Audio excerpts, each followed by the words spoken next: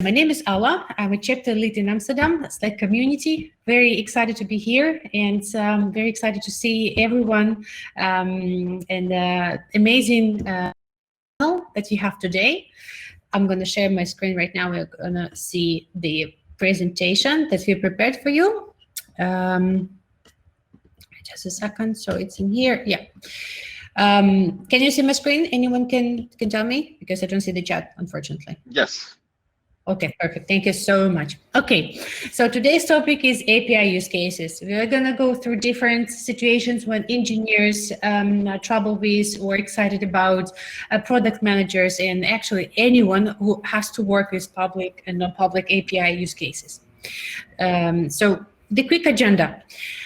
We are going to discuss some of the updates we have in Amsterdam chapter. I will let you know how to join. I will have one interesting swag for you to have, so you will have to participate in answering one of the questions. I'm going to explain how. And we have amazing guest speakers from Adyen, Kalam, Miro, Slack, and Project Earth or Spotlight. Stoplight.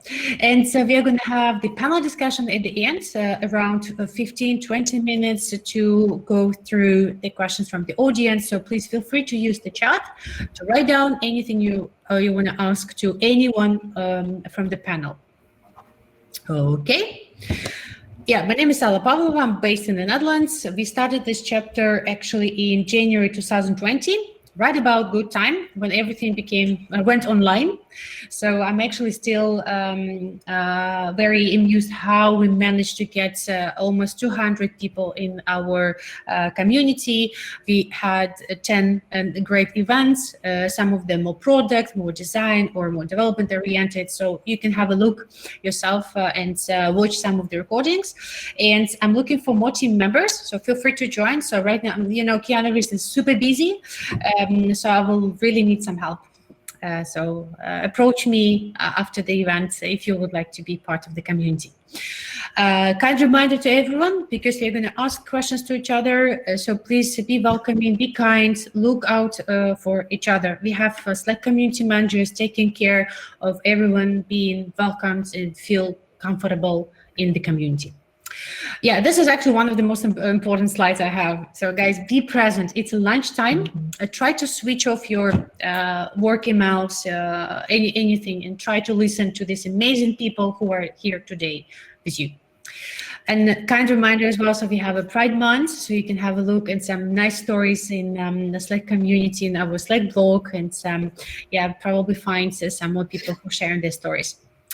And community updates, very quickly. So you probably haven't seen, but a new amazing design, and it's very friendly. It's very cute. We just go for our Slack community. It feels that everyone can relate to it. It feels that everyone can find something that is important for them. So 4 main things that we are focusing in our community. We would like to help each other to level up. We're here to inspire each other. We're here to share, and of course to connect. So feel free to check it out, and I hope that you're going to have these amazing stickers soon. So I would love to see them on my laptop.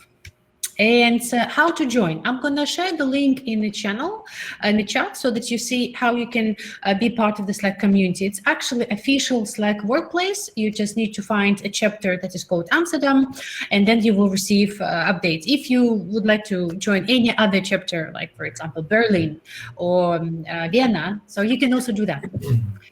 And the swag challenge. So please listen to the speakers. I'm going to use one of the fun facts. One of them is going to mention, and so the first 2 people who are going to answer correctly are going to get swag, official swag from Slack, delivered to your house. So stay tuned. And now we can go to our guest speakers. So let's dive in. So the first, can you still hear me, by the way? It feels like the audio is interesting, behaving interesting. It's good, right? I can hear you. Perfect. So the first guest speaker, I'm very happy to have him because it took us, I think, like 4 months to find the opportunity and the right topic for Slack community. Alexey Akimov, he's head of API at the company Adyen. He's also based in the Netherlands, and yeah, he has amazing experience on building the APIs, and he's going to share some of the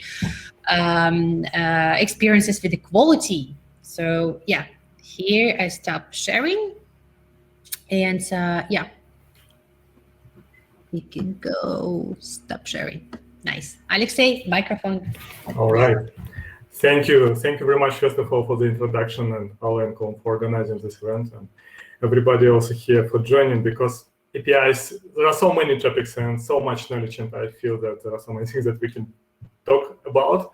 And I will try to share some knowledge and best practices that we have, but I'm also looking forward to the discussion that we can have after that. And also I see that there are a lot of my colleagues joining here, so I think we're getting into a nice discussion today. And so let me quickly see if I can present my screen.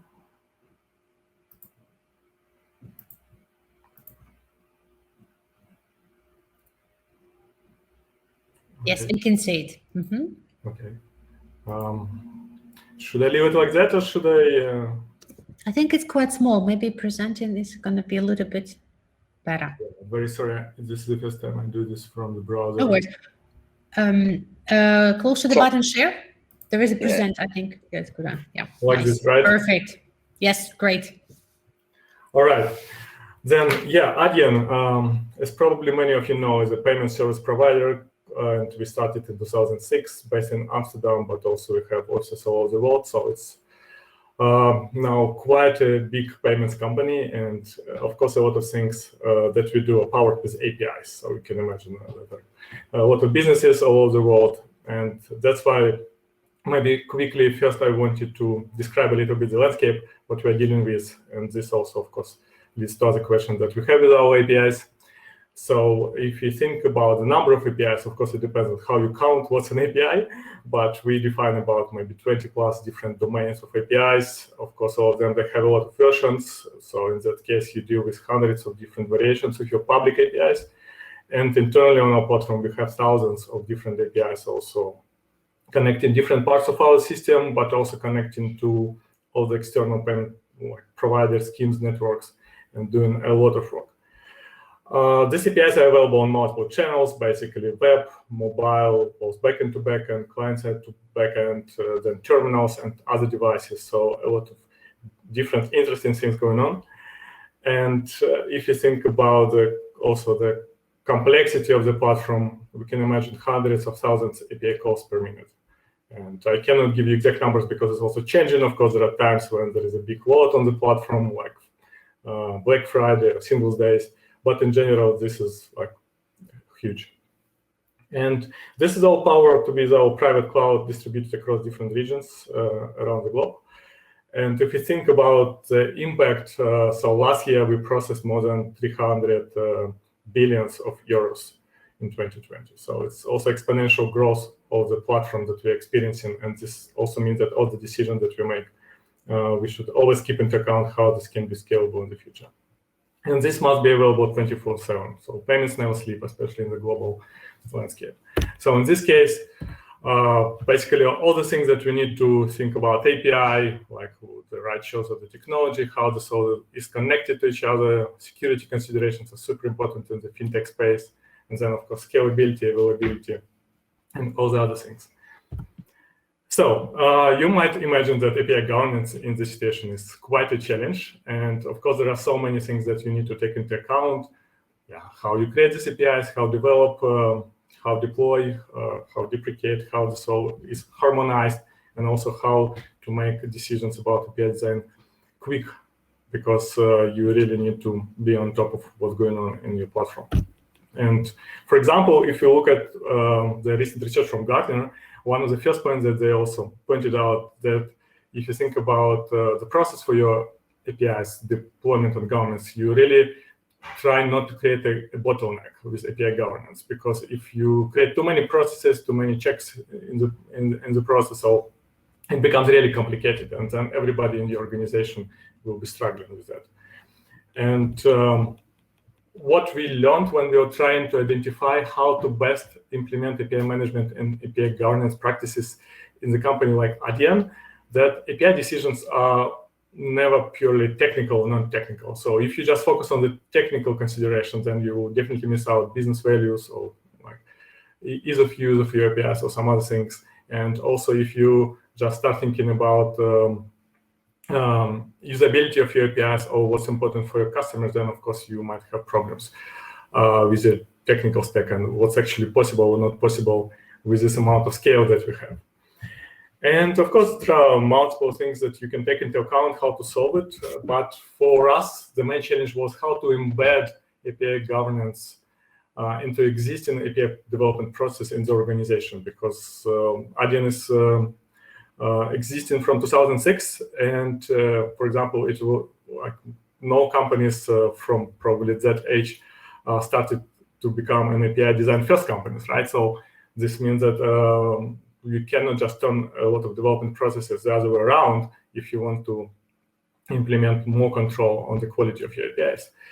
And we learned some things, and of course, maybe this is something that everybody else is experiencing. But basically, there are three areas where we're trying to focus. First of all, API design. So if you think about API design, we understand that collaboration is a key. So it's not only the developers or not only the product people or support people who can make the decisions. So you really need to get everyone on board and as quickly as possible. And this means that we have API review group meetings, we have a lot of collaboration happening with design tooling. We use Stoplight for that. And a lot of things also we perform with API contracts. We use Open API for that, which we can expand a lot. And we're trying to set up a process to be API design first with many teams, but at least what I see that it's easy to get an API design as soon as possible, which is quite close to API design first. If you think about API development, of course, what's really helping is that we're trying to evaluate the whole API lifecycle process from the moment when you start ideating of your API design and what should be solved with that. And then, of course, implementation, testing with pilot customers, and then over time, maintenance and also deprecation. So in this case, we see that there are a lot of places that can be improved, because it's not only the technical challenge that developers or product people or somebody else can experience with. There are a lot of small things that should be taken into account. Sometimes your frameworks are not fully supporting all the things that you want to have in your API. So you really need to invest time and investigate and give guidance to all the people involved in the process. Sometimes you can automate a lot with enforcing your style guide with LinkedIn. And also this saves time for developers to focus on solving bigger problems. So a lot of things that you can achieve with focusing on reviewing your API development process. And then if we think about how our APIs are used, of course, it's a lot of focus on developer experience, a lot of focus on creating documentation for that, providing all the content, example integrations, YouTube videos, libraries, educating. But at the same time, we're always trying to use our products ourselves or listen to the feedback. So for that, we organizing feedback sessions with our customers, trying to see how we can improve and bringing this feedback to the teams. In this case, I really see developer advocacy as a key, because then if you have developer advocates working with you in the API development process altogether, and they can not only help your consumers of your API understand how to use your API, how to integrate with that, but also bring this feedback back to the team. So you really need to be in between of this process for how your API is used. So basically, yeah, this is a quick summary, but of course there are a lot of things that we can discuss in detail later, or if you want to reach out to me later about one of these topics, please find me on LinkedIn, on Twitter. And what of course I wanted to mention that we are hiring for our developer experience, developer relations, and other teams. And if you want to become a developer advocate or want to work on our API design processes and API development, so please also reach out to me. Amazing, Alexey, amazing. So anyone who who would like to work with Alexei, feel free to approach him. Thank you so much. If there are any questions, please feel free to send them in the chat or keep them till the panel discussion. So we are going to ask anything we want from the panelists. Amazing. So we could move forward. So the next speaker we have Svarna. So she is actually my colleague in Miro. I'm very excited to have you here. She's a product lead at Platform. I don't know, guys, if you know, but Miro is launching public API. There are so many challenges, and I'm so grateful that Svarna found the time during all these, things that are happening. Svarna, microphone is yours. Thank you so much, Ala. Yeah. Hi guys. Thank you so much for being a part of this discussion. Very excited because this is a topic which has pretty much been at the heart of what I've been doing for the last 10 years. So started my career at Vodafone. Back then we were trying to build our first mobile app for a consumer and a partner, only to realize that our entire tech stack was USSD. So it was about transforming that, building internal APIs to power all your consumer partner use cases. Then moved on to Booking. Similar experience again.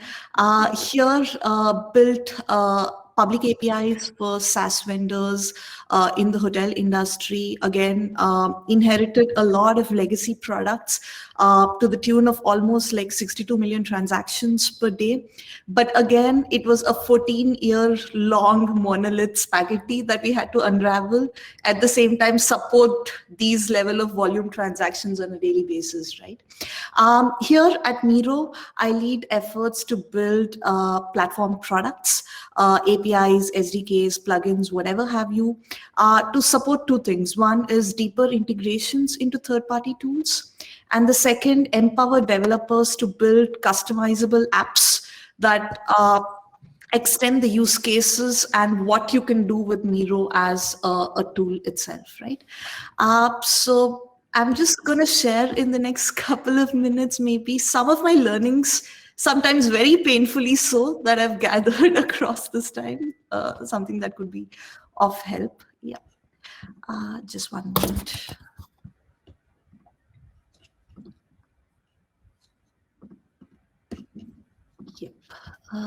Yep. So, something as an API product manager, having worked on mobile and web as well, I think the biggest difference is that while the product building process is the same across, the impact and the trade-offs and the risks that you can drive with, say, building a mobile product is very different from building an API product. So for APIs, the average lifetime of an API in the market before it's deprecated is usually an average of around 28 months, which means that any changes that you make have to be thought through. And the best way to actually make your API extensible is to focus on the product discovery, design, and validation. And the more focus and the more efforts you put in here, the rest of it follows through, and it's a lot more easier to build and ship good API products. So one of the key learnings around the discovery process is, yes, APIs are technical products in a way, but at the end of the day, they're serving use cases for an end user. So I guess one of the key learnings is to always keep in mind this user context. So you could have developer personas in the sense that you have developers who are novices, beginners. You have developers who are experts in the skills. Yet at the same time, you have developers who are working as a part of third-party enterprises, integrator systems, or even freelance. Now, all of these guys work for a different set of end users. They work in a different set of constraints. So understanding this persona would actually help you build not just a good product, but also more importantly, when you take your product to the market, you know your exact market fit and how much adoption you could ensure, or you can tailor your developer advocacy programs around this. One of the key tools that I've found that helped me a lot in designing the right products is a philosophy that is you design for your future, but you build for today, and having the right processes that enable this. So something as simple as a product manager, you write a user story, right? Saying, I as a user want to do X. But in cases of APIs, it definitely helps to map out these diagrams. It could be user flows, it could be resource diagrams, but just drawing this out helps you figure various different points where you think your API couldn't be extensible. So what I mean is quite often we make trade-offs saying, hey, this is what our internal systems can support in today's date. So this is the only thing we'll put in the resources. But thinking of, hey, what is it that the teams have on their roadmap, maybe 1-2 years or 1-2 quarters down the line?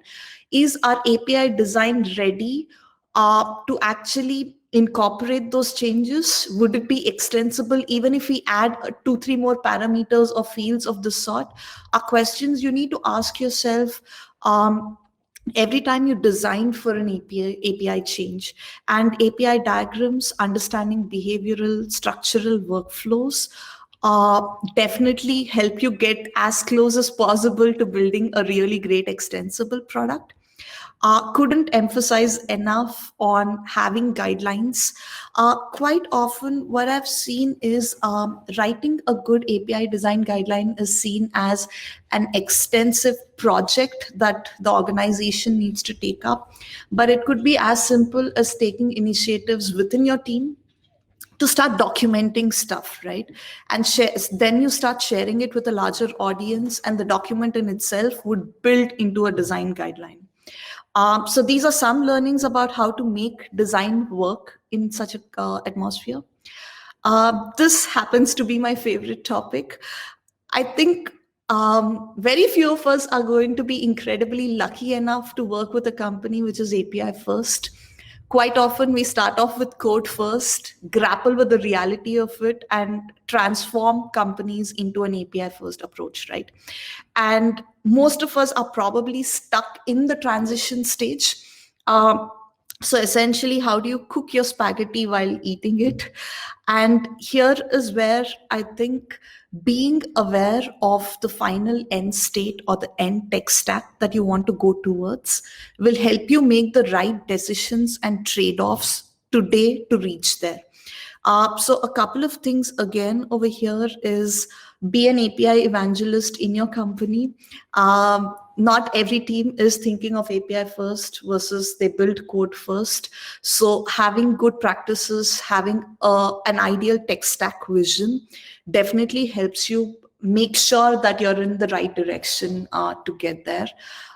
There are a lot of best practices and learnings around cooking your spaghetti while eating it, essentially. So one thing that I found that worked in all the three companies that I've worked with has been straightforward domain modeling designs. Having those clarified and documented right from the word go just helps every developer that there is to actually follow through on that vision.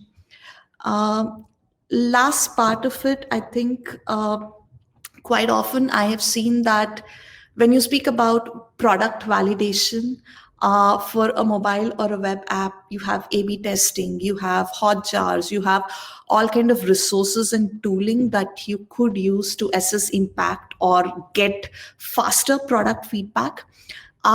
With APIs, you probably have to be a lot more inventive, but I would definitely recommend still making sure that you have your validation process before you do your build. So you could use paper prototyping or possibly validating user flow diagrams already, or you can have like a co-building session together, like a mini hackathon on a specific use case, but couldn't emphasize enough on how key validation is important to get your build right. Yeah, so that's from me. Amazing, amazing. Yes, C plus from Alexei, and I saw a lot of nodding from Phil. So probably you share the same pain points and the same experiences. That's amazing. Again, it's perfect. The next speaker fixed the slides, so amazing. So if anyone has questions to Svarna, please leave them in the chat or ask them later. Svarna, thank you so much. I really appreciate your inputs in here. And yeah, we are moving forward to the next speaker. His name is Alexei Yanchuk. He is API Management Team Delivery Lead at Kylem. So yes, the microphone is for you.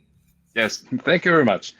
Well, I will tell you a little bit surprising story. I'm used to be mainly a developer, and when I was a developer, I used to hate operations. And for the last 4.5 amazing years with Blue Flying Planes, I've suddenly found myself working more on the operation side. And then I have realized that, well, I started hating developers. So what I want to share with you is, how this how do we see each other, and what can we do to make sure we go forward. Now, the tricky moment is see if these slides flip. Awesome, yeah. So our Alexei and Svarna were talking about developers' experiences, and we can talk forever about it. And within my role, we were also looking, so how do we actually understand what it is? And the best answer was actually what we have heard several years ago during Amsterdam API days. I'm going to give a credit to Christoph van Tome. He said, well, it's actually very simple. It's the sum of the value that you get out of the API interactions that you divide by friction that you get by adopting it. So simple, so exciting, so go forward. And then I was really stuck because in my role, I was traveling the world and meeting a lot of exciting companies. And we were talking about, well, what is your experience about dealing with APIs, building the APIs, tooling it, managing the infrastructures? And what we have realized is that every single company has this invisible back office which is on fire. And kind of the revelation moment actually came to me when I was discussing in San Francisco with a technical team responsible for a massive infrastructure for major retailer. And they were telling me, look, we are really stuck in this problem. We have a lot of these tools and they don't really work, and the management is pushing, but we can't do it, and we feel powerless about it. And I realized, hang on a second, well, maybe there is something to it. And then I have come up with this idea that, well, one of the reasons why this back office could be on fire is because the organization has unknowingly created the edge team. What is the edge? What is the team on the edge? Well, it's the team which suddenly has become the default go-to place for all the failures, through no fault of their own, through consequences of a lot of the decisions, a lot of legacies, and kind of situational decisions and things that have to be released because the business is screaming for it. And there are multiple points that leading up to it. But the important point is that no matter what the organization is, they seem to have been in this fire. This is just one particular place that the team is doing everything that they can, but either they pressed organization into the edge that, let's say, they are kind of they're not ready to carry. A brilliant example is if you have to run a team which has inherited a lot of microservices, and you need to hire into the team developers which has 5, 6, 7 programming languages. It's not going to work, right? Or if the organization places such the job description on a poor team that kind of they just can't do it because they have to cheat the hardware. And what you see the rest is, yeah, well, the usual state of affairs. Last thing is that if you're lucky enough, you will be entrusted to run this team. And how do you know it? If you walk in the new role and people start congratulating you, saying that, well, congratulations, you're very brave. You're taking this team up. Now you're going to fix all our problems. This is, the moment when the alarm bell should go, well, kind of the challenge is actually much bigger than it is. And at times it can even feel like this. Well, I need to do something, and Indiana Jones moments. But if one little mistake, and then the whole thing's gonna explode, and everybody's gonna know it's my fault. So how do you prevent it? And then that kind of chance conversation in America led me to create another interesting phenomenon, or rather expression of a phenomenon that in all organizations, there's not just developer experience, there's also developer operations experience. And this is what we need to understand if we want to be very friendly and very efficient. But how do we express it? If you have, like, a massive organization, you have hundreds of teams, they all have different needs, they are on different levels. If you just try talking to them, it's not going to work as well, because they will be pouring all their different requirements. You will break yourself over it. So what do you do? Let's say you are entrusted to fix it. What do you do? What do you look at? I kind of took the idea of Christopher van Tom and would propose to you a similar formula to it. You need to take a look at what is the relative complexity of developers dealing with operations, at a relative difficulty of dealing with us. And what you compare is how difficult for the team, depending on where they are in the life cycle, on the maturity of their product, to deal with us. Because let's say a team starts fresh, it's small, they don't need anything, then and as they keep adding functionality, they are also able to engage into more technical and challenges interactions.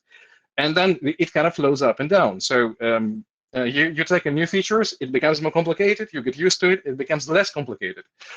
So let's say, how do you figure out what is your best next move if you have hundreds of teams and all kind of they scream and they ask for service? I have developed my own idea of magic quadrant that essentially tells you that you have really at any moment of time 4 options. You compare what is this perceived complexity of developers talking to operations and what is their perceived difficulty talking to it.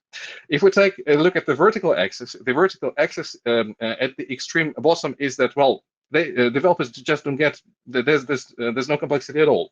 And the extreme top is where developers across the board just don't understand what operations want. And that kind of fluctuates there. If we look at the difficulty axis, on the extreme left, there is complete self-service. There's no operations. We have become invisible.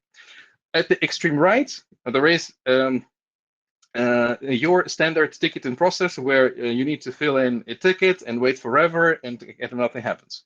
And then what you do, you kind of try to see, well, how do I fit? And largely, I think, as the responsible for operations, you jump between 4 different situations.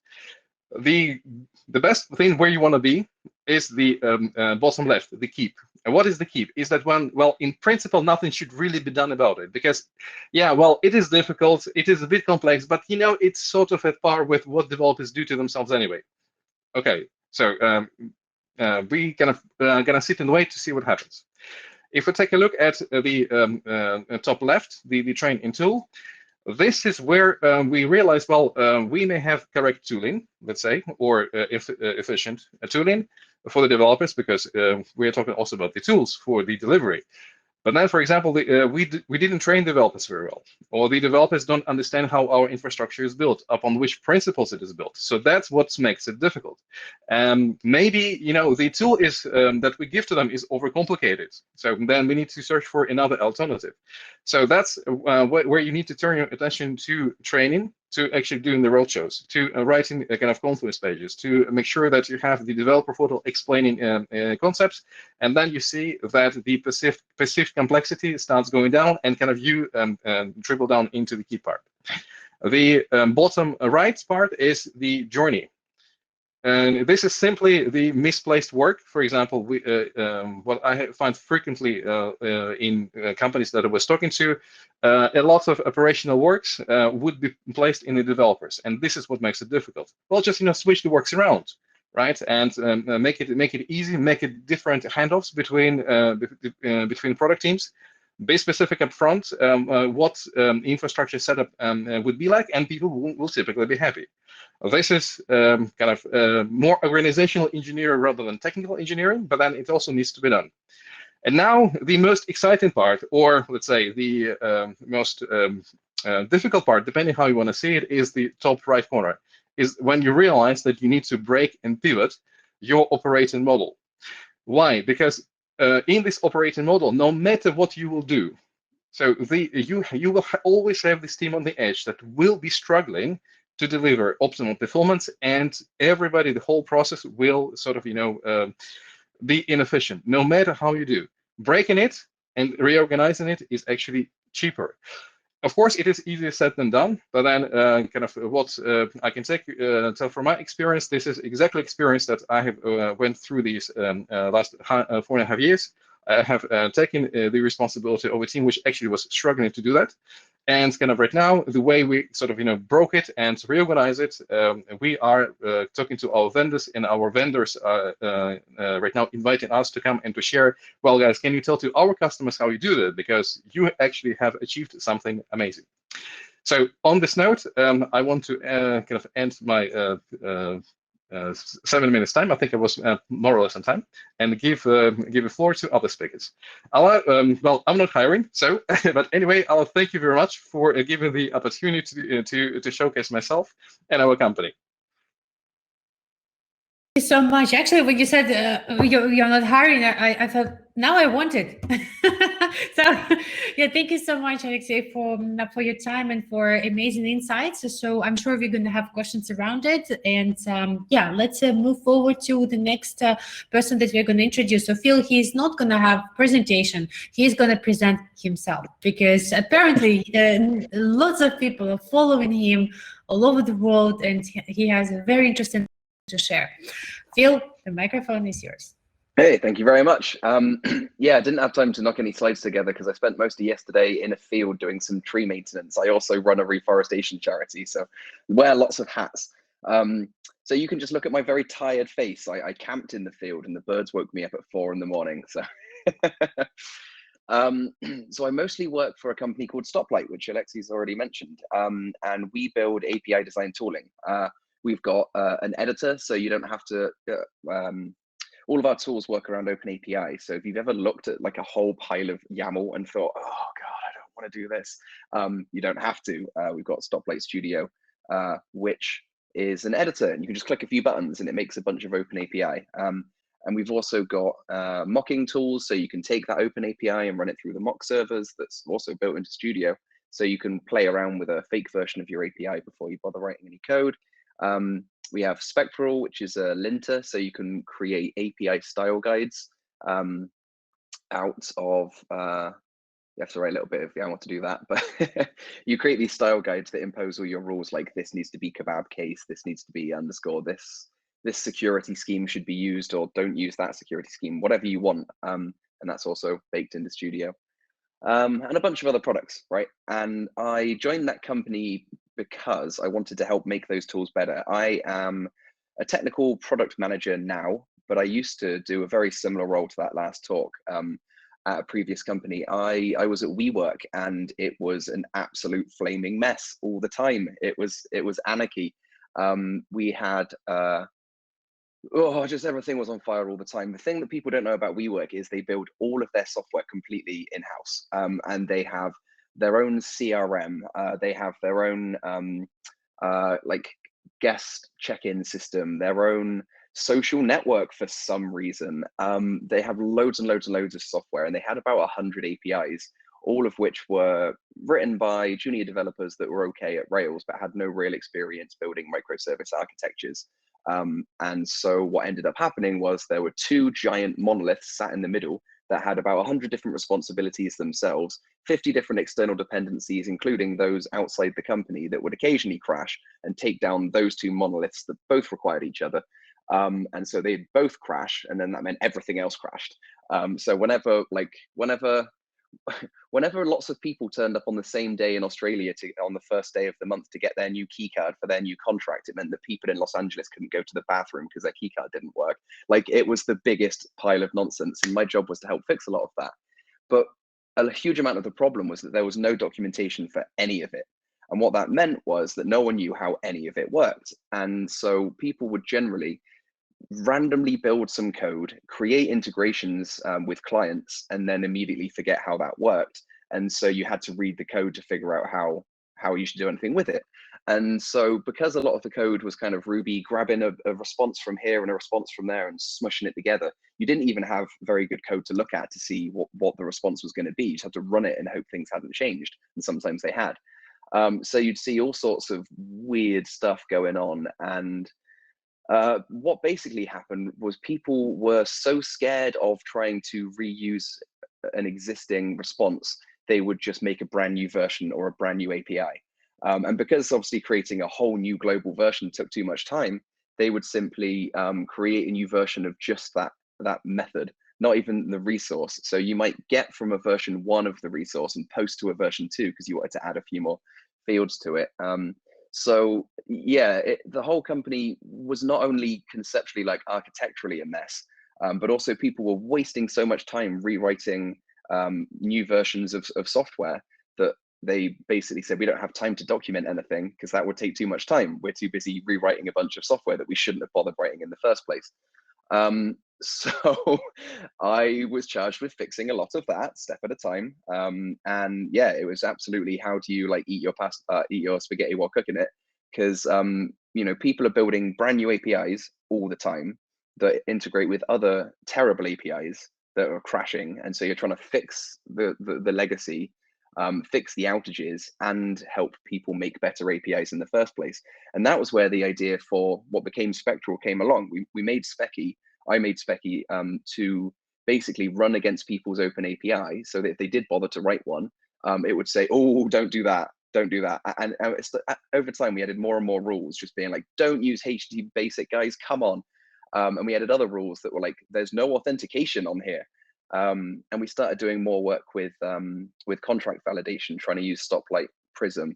We basically run all of our traffic in the end-to-end test suite through Prism, which would look at the open API, and it would look at what was actually coming through it in the request or response, and it would go, "What is that field? I've never heard of that field. Why are you sending that? Do you think that's being saved? Because it's not." Or the response would come back, and it would be like, "Oh, you, this is saying it's going to send a string, but it's actually sending an integer. So like, watch out." And we did all of that stuff with very little buy-in from most of the company. We basically dragged everyone kicking and screaming into a design-first workflow, because most of the tooling was terrible. People had to write the YAML by hand. They had to do a lot of, you needed someone, we called it doing spec ops, like API or doc ops. We had to like glue and duct tape and string a bunch of nonsense together to make this work in. And then I thought, well, we could probably make the tools a little bit better. And I was giving Stoplight a lot of feedback of how they could make their tools better. And eventually they said, "Why don't you just come work here?" So that worked out quite nice. Instead of me just shouting at them on issues, now I get to like help plan the roadmap. So we've got a whole bunch of really cool tools. There's loads of stuff you can do that's completely free. I'm not a salesperson. We've got a lot of open source code. Stoplight.io, you can glue our nice tools together quite easily with a little bit of CLI stuff and not pay us any money. But we do have like a hosted platform, the hosted editor, where you can either hook it up to an existing Git project and it reads all your open API files to make docs and mocks and other stuff. Or we just added this like real-time collaboration thing. So it's like Google Docs. You can see people's avatars jumping around and you can all edit things together, which is quite fun. So yeah, check out that stuff. And I think that was about 10 minutes. So. Really, I think the same as everyone. So the practical experience, you know, the things that went wrong, this is something that everyone is very interested in. I think that you're sharing an amazing thing. Can you tell us very quickly about your initiative, this Saving the Planet? So what is what is this about? Yeah, so I've actually been living on my bike for about 2.5 years. After I quit WeWork, I needed some time to decompress, and I moved to an island for a while to just cycle up and down a volcano. And then I just kind of didn't want to stop cycling. I cycled from Spain to Albania and then all around the Scandinavia and down to Morocco for a bit. And honestly, I was constantly trying to cycle through the forests. I always wanted to go to the nice places, and there aren't that many. Deforestation all over Europe is amazingly depressing, and it was honestly shocking to find, you know, you go to the Black Forests and they've ripped out all the trees so they could have dairy cows, and it was the same everywhere I went. So then I realized the UK has the lowest forest cover of Europe. So even after doing all of that, I was like, oh, here's worse. So now I work with like farmers and landowners, and we're actually buying some of our own land. So we can plant a bunch of trees. Amazing. So anyone who is interested to plant trees this field, please reach out. So amazing. I'm going to share my screen quickly because I promised some swag, and then we can jump into the questions. So we still have time. It is probably that we are going to be late for 5-7 minutes. I hope it's okay. So I'm going to share my screen, and I hope we have people who will listen in attentively. So I'm going to have our panel on my screen. So I hope you can see the names of the people. So what is the task for you to guess so that you get the swag? So first 2 people who answer correctly are going to have it. So the question number 1, just type the name of the person that you think said that. So who you think said the following: payments never sleep. Please type it in the chat. Speakers, please don't give the hints. Let's start. Okay, so we have the first one person. Great. And the second question, who said glue and duct tape nonsenses? Yeah, okay, so we have the first people. Okay, so the people who were the first one, so I'm going to reach out to you directly, and so I'm going to send you the swag from Slack. Yay! Okay, so now we have is our panel. So I would like to ask Colm from Slack if he has any questions. So he listened to everyone talks. So Colm, do you think you can ask anything from this amazing panel? Yeah, absolutely. I guess the first thing, several folks mentioned contracts, and Phil in particular mentioned, the chaos of microservices. I'm curious where folks sit in terms of REST versus GraphQL, because GraphQL is obviously a very popular design pattern as well. Well, you couldn't really call it a design pattern, but it's very popular at the moment. So what do folks think on that? Anyone can pick up from the panel. Yes, please. I have a lot of opinions. Generally, I think it is a brilliant collection of best practices of HTTP 1.1 standards, with some of the best practices ignored entirely for the sake of portability, which is very rarely leveraged enough to actually be worthwhile. By condensing GraphQL down to something that could technically run over AMQP or whatever, that was the goal of making it more portable, but no one ever really does that. So what was the point? It means you lose things like HTTP caching, which sucks. And the arguments against that are usually, well, you shouldn't be doing that much caching in your APIs anyway, which I hear a lot, and it's weird. So I feel like it kind of picked up some of the best bits that you could already do in REST, and then ignored a lot of the really useful bits that make a good, mature, useful API. But seeing as a lot of people struggle to do those good things in REST anyway, I can kind of understand why they go with GraphQL, because GraphQL is basically a really good replacement for a REST-ish API, but it's a terrible replacement for a REST API.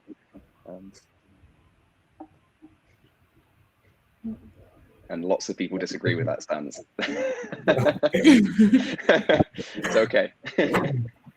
I think also, like, something that I've learned is truly understanding the spirit of why you want to move to either a GraphQL or a REST, or whatever your choice is, it's okay.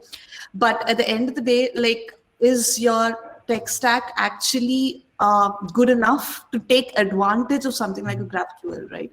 So do you have like your common object modules or common resources in place? Is your domain design done in the right way, so that everybody across could take an advantage of something like a GraphQL? Because there's no point in you having multiple different teams designing resources inconsistently, duplicating efforts, all of this, and you choose GraphQL. It just doesn't serve the purpose of choosing a particular technology, right? Yeah. So I think while we debate quite a bit around the choice itself, sometimes we kind of like focus less on the spirit of what needs to happen behind the tech stack to make this happen. So yeah. That's a really good point. It reminded me of another thing.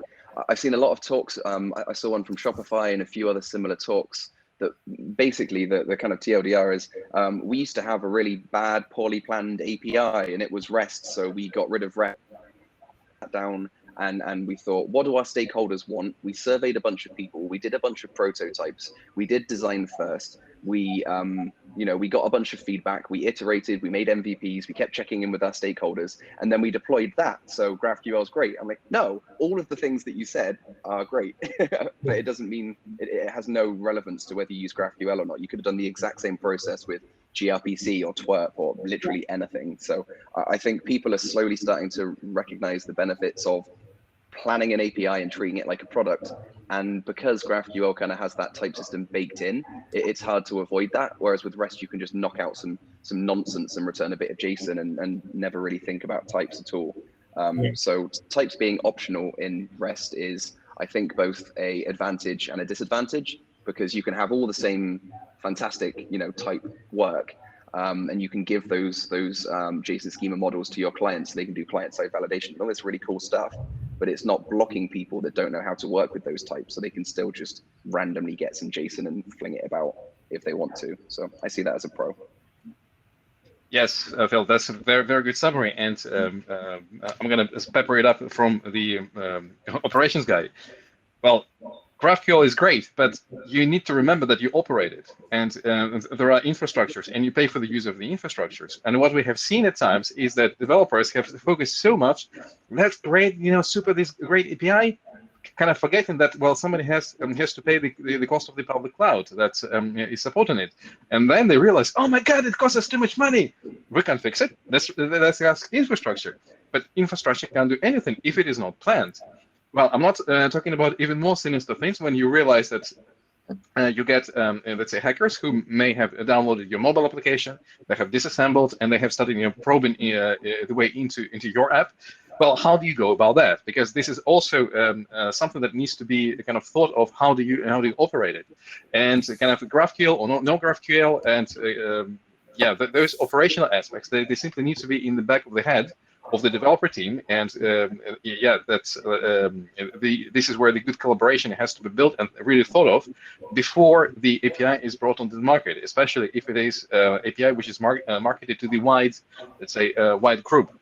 Yeah, that's kind of where I would say that the GraphQL is, in my perspective, any indifferent from the rest. Yeah. And if I still can add something to that, because it is a very good question. So I basically agree with everybody. And if you think about public APIs, of course, it's important to understand, are your API consumers are ready for GraphQL, for example, or they really need REST, and what's the use case for that? So I also saw companies that maybe provide both GraphQL and REST based on the architecture. If it allows that, then it's okay. But maybe some of your API consumers, they still need solve, and which is, of course, difficult, but you're solving their problem as well.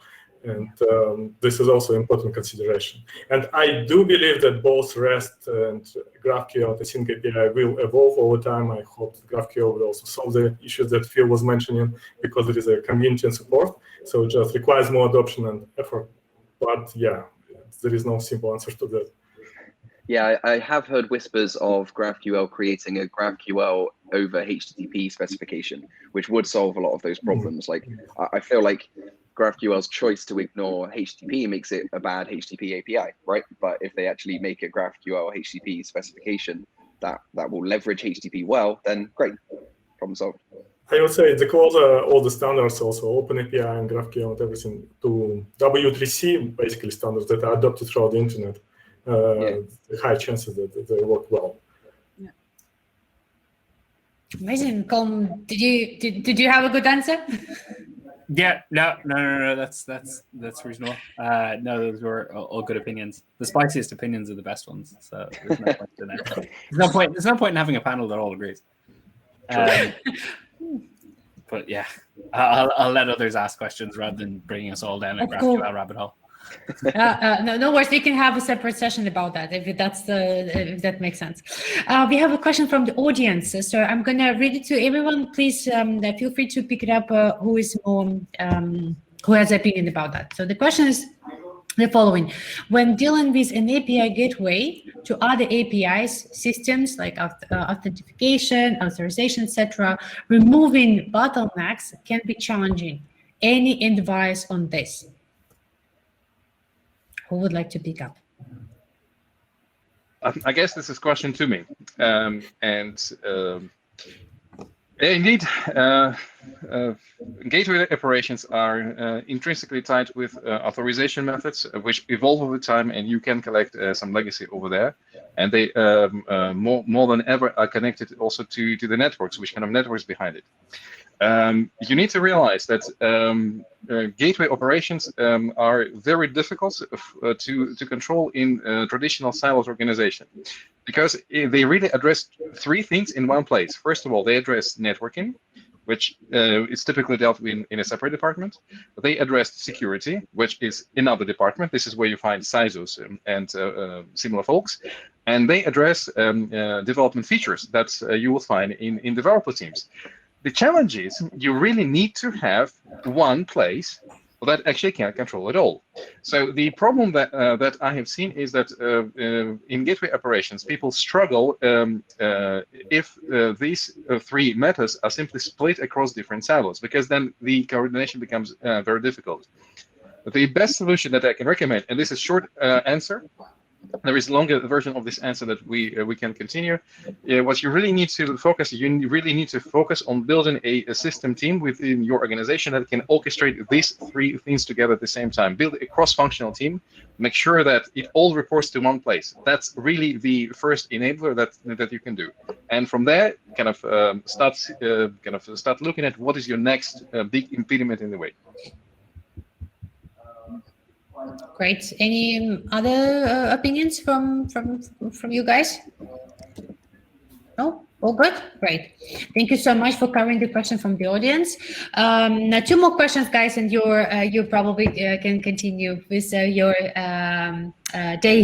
busy day. So I have a question specifically for Alexey Akimov, but anyone can pick up as well. How should you treat APIs, if it's public or if it's internal? Is it the same way, or you should treat them differently? Yeah, that's a good question. So as far as I remember, it was Jeff Bezos' API mandate when he was talking about externalizing your API. So basically, you start building an API from the beginning in the way that it might be used by somebody publicly. So basically, this is a great goal, and we are trying to follow it. And I think there are a lot of benefits here. First of all, if you have the same rules, the same framework, the same guidelines, your developers don't need to bother and think if this is now they're building an internal API or external API. And then also at some point, if you would want to expose some parts of this API, it also makes it much easier to do like that. At the same time, we do see a lot of challenges that applying some things to external APIs is much easier and much faster because you don't need to change all the things internally. If you deal with the complexity like tens versus thousands, then you might still want to decide that, okay, public APIs will do this, and with internal APIs, it's okay if they do some things differently. So, anyone wants to add something to that? Okay. I just say so Slack is built, the Slack, the client that everyone uses to connect is built, it's all API driven. There's no, it's all APIs on the back end.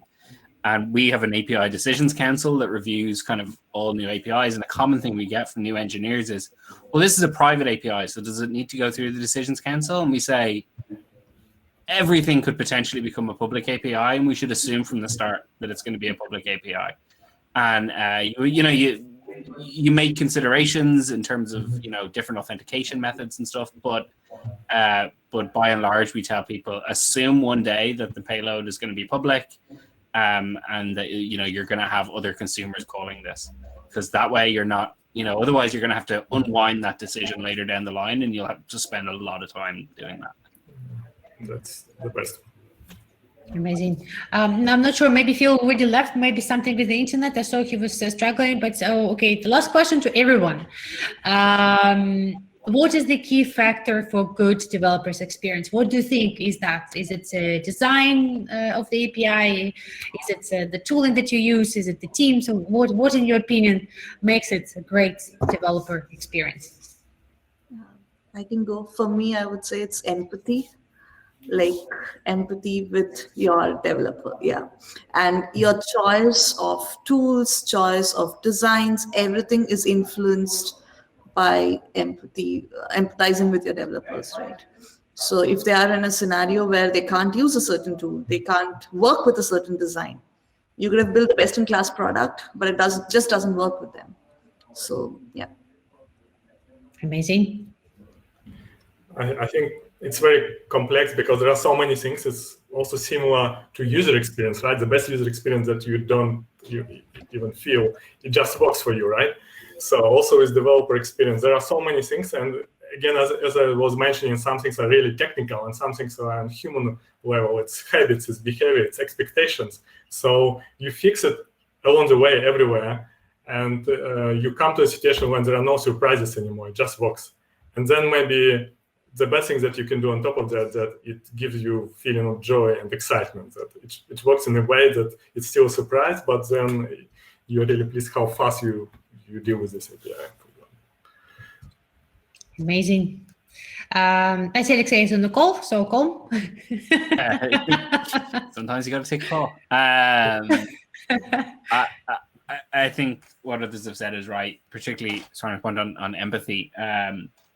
We try to, at developer advocacy at Slack, we talk a lot about being the first consumer of the API or consumer zero, and forcing ourselves to build apps on the platform because it very easily exposes, any flaws that have happened. But I think like a good platform is like a house of cards, not in that it's super unstable, but in that if you take one piece out, the whole thing collapses. So you can have stellar documentation, and documentation is usually the first thing people say when they say what makes a good platform. But if your APIs are awful, no amount of good documentation is going to make up for that fact. Equally, if you have world-class APIs, but no one knows how to use them because they don't know what the arguments are, then there's just no point. So I think, if you force me to pick, I would say, following a consistent patterns, even if they're not like industry-wide patterns, as long as they're at least consistent within your API. I mean, they should be industry standard, but if they're not, as long as they're consistent, and then documenting them, and then accommodating different learning styles is probably the best thing I would say. Some developers love to disassemble, sample code. Others prefer to watch videos. Others prefer to just sit and read documentation. But again, they all go back to the point that was made about empathy, because if the people who are writing the docs and building the APIs and writing the sample code don't have some kind of level of empathy for the people who are consuming the code, then it's all for nothing. Amazing. Thank you so much. And Alexei, if you have anything to add. Perhaps I want to say a last word about how does it feel for my operations. And I'm sorry, I got the call from 24/7 operations. I had to take it. Well, the important things that I see when we look at the dynamic, let's say, infrastructures is that you may end up with conflicting tools or multiple tools that would do in principle the same thing. The message is that let's try to avoid what infrastructure does, and what most importantly, what infrastructure doesn't do. Let's bring in clarity, so that it's clear for the developers: are we going to run Kafka for you? And then, if so, then under which conditions? Or, for example, we're not going to run Kafka at all, and you have to sort this out and do this yourself. Kind of don't try to build infrastructure based on exceptional and situational decisions, and rather try to look at the holistic concept and be clear what you do and what you deliver. And then be as well as painful clear that the rest is developers fun, and this is infrastructure was not going to do. This is the one of the building elements to good developer operations relations. Amazing. Yeah, I see a lot of thanks to you. Thank you so much, you amazing panel, for sharing the knowledge, sharing the time. Really amazing. So I see people like really excited about that. So thank you so much. This will be recorded, and if you have any questions, please reach out to these amazing people. And I want to thank you again for sharing your experience with Amsterdam Slack community chapter. Thank you. Enjoy your day, everyone. Thank you, everyone. Have a good day.